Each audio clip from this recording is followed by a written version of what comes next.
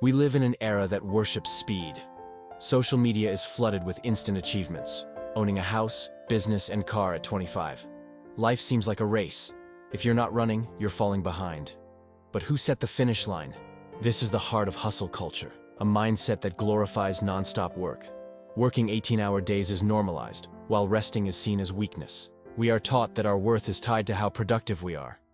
Yet behind the glamour lies burnout, emptiness, and a loss of direction. Stoicism, an ancient philosophy from Greece and Rome, offers a different perspective. Instead of chasing speed, Stoics value peace of mind, self-awareness, and living in harmony with nature. They believe true happiness doesn't come from external success, but from inner balance. Philosophers like Marcus Aurelius and Seneca didn't treat life as a race. They observed the world with patience, focused on what they could control, and let time take care of the rest. They weren't afraid to move slowly, because they knew exactly where they were going. Maybe it's time to ask ourselves, is fast always better? Or are we just caught in a current, afraid to fall behind, without even knowing where we're headed? We often equate progress with speed. But is it really true that the faster we move, the farther we go? In psychology, there's a concept called the hedonic treadmill. The harder we chase happiness, the more it slips away. We're exhausted not because we're slow, but because we're running in circles. Stoicism teaches that true progress isn't about speed, but about the quality of our choices. Progress is understanding ourselves, improving how we respond to life, and becoming our best selves, without the rush. As the Stoic saying goes, what stands in the way becomes the way. In practice, this means resisting the pressure to always be on, and choosing to be fully present in whatever we do. When we brew coffee, we truly brew. When we walk, we truly walk. Not multitasking for fake efficiency, but living with full awareness. Neuroscience backs this up. Our brains need pauses to process information, regulate emotions, and store long-term memories. Without rest, we accumulate data without wisdom. In stillness and slowness, our brains work their deepest magic. So moving slowly doesn't mean falling behind. It means allowing space to grow fully, in mind, body, and spirit. Sometimes what looks still on the outside is growing the most on the inside. In hustle culture, strength is often seen as a blazing fire. Wake up early, work hard, never quit. But Stoicism recognizes another kind of strength, a quieter, deeper, more enduring force. Not the strength to run fast, but the strength to stand still in the storm. Stoic philosopher Epictetus said, "It's not what happens to you but how you react to it that matters." True strength lies in our ability to remain calm when the world outside is in chaos. When we choose not to panic, not to rush, and to stay grounded. That is resilience. Positive psychology calls this resilience, our capacity to recover from adversity. But resilience isn't always loud. Sometimes the highest form of strength is accepting what is, not fighting blindly, but adapting wisely. In real life, the strongest people aren't always the busiest, but the calmest in a crisis. They're not reactive, but reflective.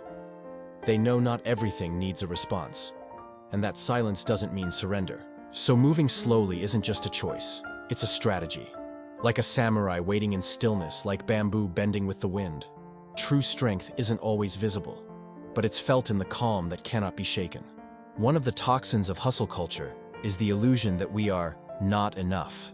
Not rich enough, not successful enough, not productive enough. This constant dissatisfaction is fueled by algorithms showing other people's achievements as our benchmark.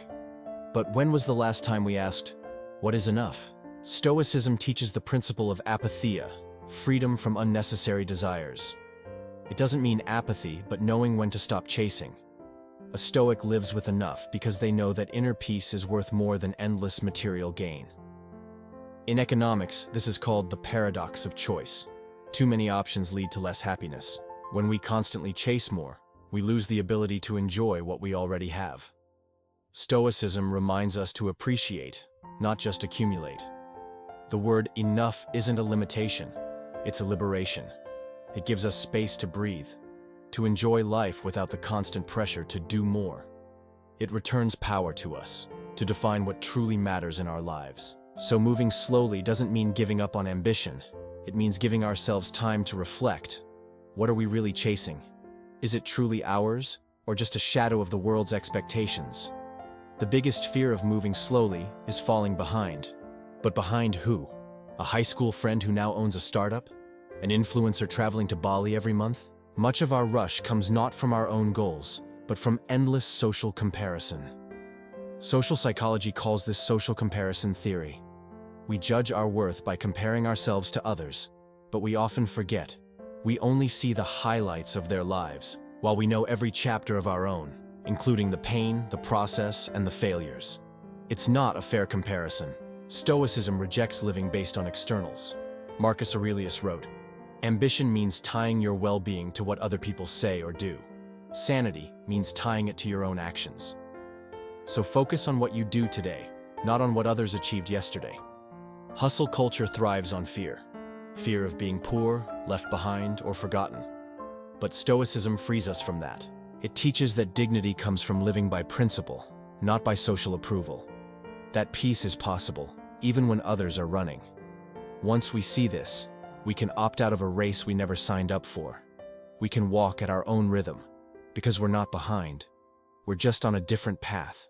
The most important question isn't how fast did you succeed, but how aligned is your life with who you really are. Hustle culture emphasizes performance, what can be seen, measured, and shown off. But real humans don't live to perform. They live to matter. Stoicism emphasizes eudaimonia, a good life not because it's luxurious, but because it's lived with virtue and awareness. Being Stoic doesn't mean being passive, but choosing to act in ways that align with our values, not external pressure. We work not out of fear, but out of purpose. Modern neuroscience and psychology agree. Studies show that the happiest people aren't the wealthiest, but the most authentic. People who align what they do with who they are. Happiness is not the result of achievement, but of integrity between action and meaning. In today's world obsessed with personal branding and image, being authentic is an act of rebellion. To slow down, to refuse busyness for its own sake, and to live each step mindfully, is a radical and freeing choice. When we live by our values, we no longer feel the need to chase everything. We know what matters, and we walk there, calmly. Not slow out of laziness, but slow with clarity, and that is far more powerful. There's a common misconception that stillness is weakness, that if we're not busy, we're not growing. But Stoicism sees stillness as strength, not because we do nothing, but because we know when not to react. Stillness is the highest form of self-control. In Stoic philosophy, stillness is a state of mind where we are not ruled by external impulses. We're not impulsive, not reactive, and not in a rush. Like a mountain standing firm in a storm, stillness is the courage to remain grounded when the world panics. Scientifically, mindful stillness activates the brain's default mode network, the area responsible for reflection, creativity, and deep problem solving. We think we're productive when we're busy, but our best ideas come in calm. Slowing down isn't giving up. It's a conscious choice to act with precision, not haste. Like an archer who pauses before releasing the arrow. We wait for the right moment, not just to move, but to move wisely. So when we are still, it's not that we don't care. It's that we care deeply. So deeply that we refuse to act recklessly. In a noisy world, stillness is wisdom. In hustle culture, time is the enemy. We're chased by clocks, calendars, deadlines. But Stoicism invites us to ask, do we live with time, or are we ruled by it? The difference is vast. One is conscious, the other is trapped. A Stoic doesn't aim to fill time, but to fill it with the right things. They know that life isn't about how much we do, but how deeply we live. It's the art of choosing what matters and letting go of what doesn't. Modern psychology introduces time affluence, the feeling of having enough time. People with time affluence are happier, mentally healthier, and more creative. They don't need to be busy all the time to feel worthy. Hustle culture teaches us to count minutes, but Stoicism teaches us to cherish moments. We're not measured by how fast we move, but by how present we are while moving. Because one meaningful hour is worth more than 10 hollow ones. So take your time, not to be slow, but to be mindful. Because when our time is filled with things that align with our values, we no longer need external validation. We know that in the still and slow, our life is moving in the right direction. Maybe you've been running for too long, often feeling left behind, too busy proving your worth that you forgot who you are. If that's what you feel, then this isn't just about slowing down. This is about healing. The rush culture teaches us that rest is weakness. But in Stoicism, retreat isn't about fear. It's about recovery. Like a fighter returning to the corner to breathe before the next round. Many of us aren't tired from work, but from the weight of expectations we carry every day. Stoicism helps us let go of that weight, because we can't control everything. And in that release, we rediscover freedom. Healing isn't instant, but every slow step is an act of defiance against the pressure to run aimlessly. Every quiet moment is a part of becoming whole again. Remember, you don't need to prove your worth through speed. Your value isn't defined by how much you do, but by who you become. And sometimes, becoming yourself takes the courage to slow down. In a world that demands we keep running, we often forget that life isn't a race of speed. Slow does not mean falling behind is more than just a phrase. It's a call to return to ourselves, to find peace amid the noise. Stoicism teaches us that true happiness isn't about who's fastest, but who's most faithful to their values and themselves. That being slow means giving space to think, feel, and choose wisely. When we let go of outside pressure and dare to slow down, we lose nothing. Instead, we gain everything: calm, courage, and the freedom to live a meaningful life. We are no longer trapped in a race we never signed up for. So, if you feel the world is moving too fast, remember you don't have to follow it the same way. You can walk slowly, with full awareness and confidence. Because slow doesn't mean falling behind. It means choosing the right path for you. And in the end, the journey isn't about speed, but the quality of every step you take.